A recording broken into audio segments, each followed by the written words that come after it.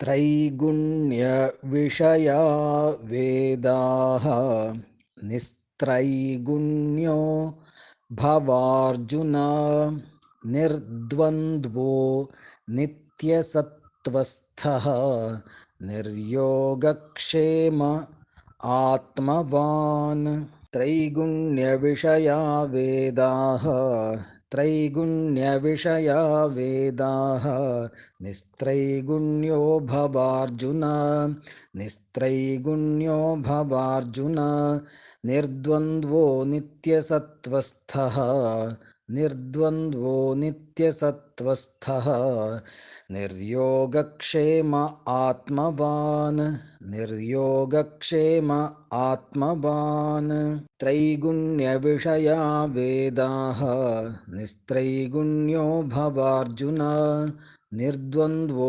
नित्यसत्त्वस्थः निर्योगक्षेम आत्मवान्।